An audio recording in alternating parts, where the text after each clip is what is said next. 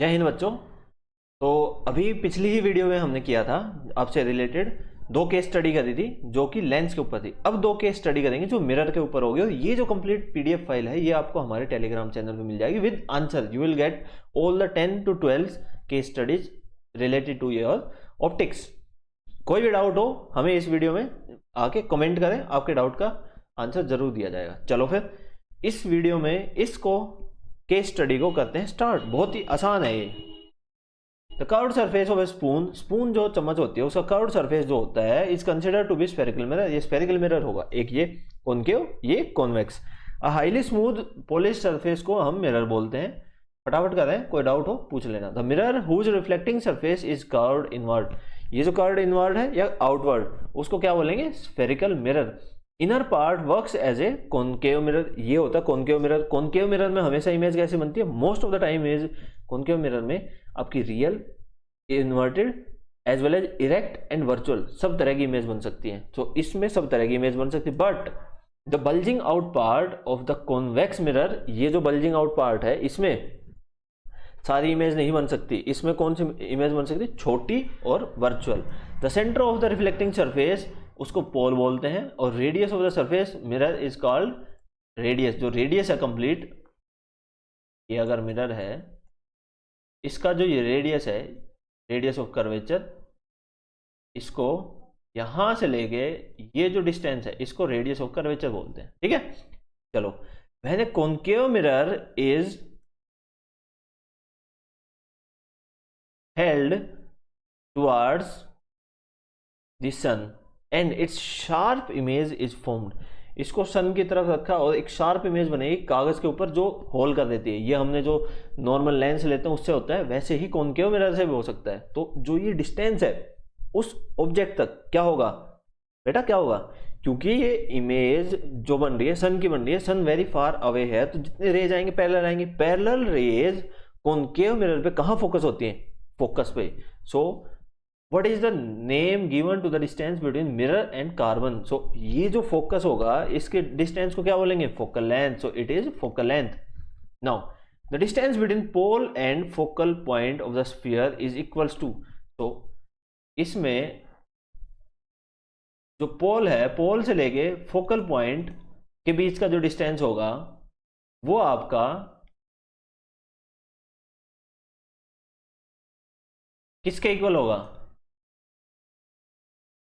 ये जो focal point है, देखो ये डिस्टेंस किसके इक्वल होगा? Pole and centre.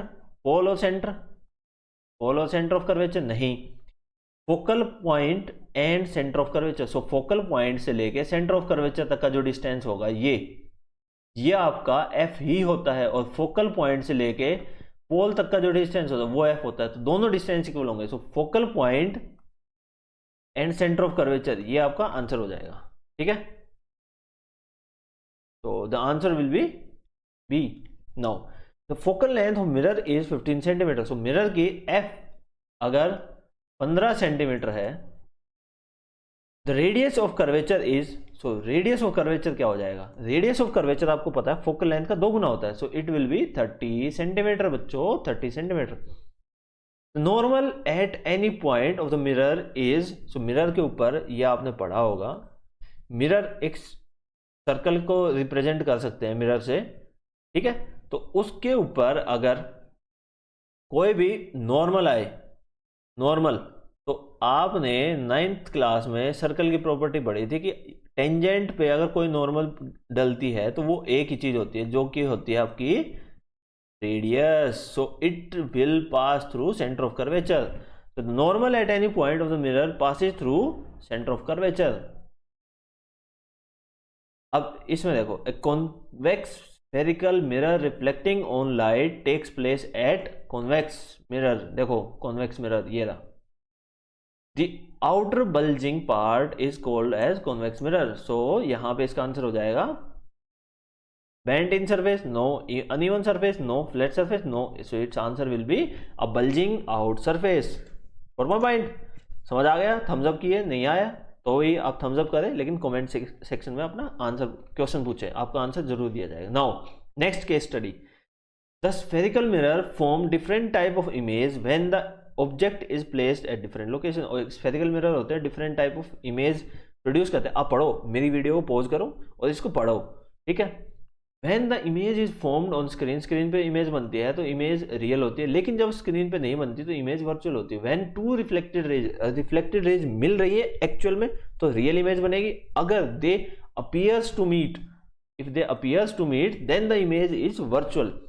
A convex और concave mirror always form, concave mirror हमेशा form real and inverted image जब for different position, but it if the object, अगर ऑब्जेक्ट पोल और फोकस के बीच में, देखो कॉनकेव मिरर हमेशा आपका रियल और इन्वर्टेड बनाएगा इमेज जब तक जो ऑब्जेक्ट है वो आपका पोल और फोकस के बीच में नहीं है। अगर पोल और फोकस के बीच में है तो कॉनकेव मिरर आपका वर्चुअल और इरेक्ट इमेज बनाता है, लेकिन जो कॉन्वेक्स मिरर है वो हमेशा ही आपका वर्चुअल इरेक्ट बनाता है और छोटी इमेज बनाता है, ठीक। A concave mirror is used by doctors use करते हैं to examine and to form erect image, magnified image, बहुत ही दांतों के पास ले जाके। द कॉनकेव और कॉन्वेक्स मिरर जो होता है उसको यूज होता है रियर व्यू, जो अपना शीशे के साइड में होता है ना, जो साइड मिरर होता है वो।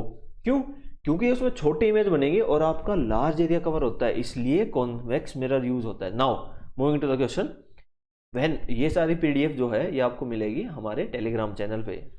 Van an object is place at the centre of curvature, centre of curvature पे ऑब्जेक्ट प्लेस किया है of a concave mirror, the image formed is. अब सेंटर ऑफ कर्वेचर पे अगर कॉनकेव मिरर पे कोई ऑब्जेक्ट रखी है तो उसकी इमेज कहाँ बनती थी? देखो ये centre of curvature,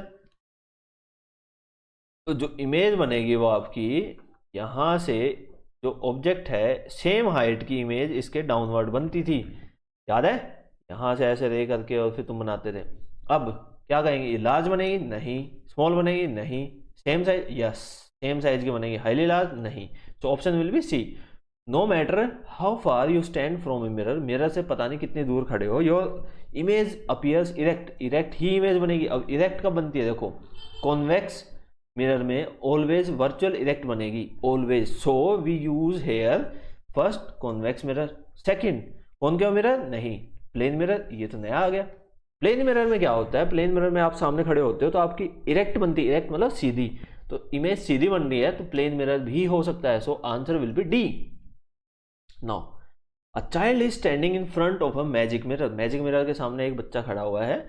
image, sir की इमेज बड़ी, बड़ी इमेज कौन सा बनाता है? Concave mirror. So head is concave mirror. Option देखो, ये नहीं, ये नहीं, ये नहीं। ओके, सो फर्स्ट से ही हमें पता चल गया कॉनकेव। फिर उसके बाद जो the middle portion of the body is same size, same size plane, yes correct.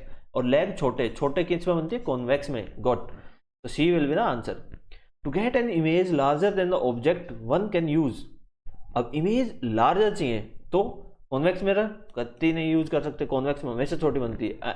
Concave mirror but not a complex convex mirror, yes ये सही है।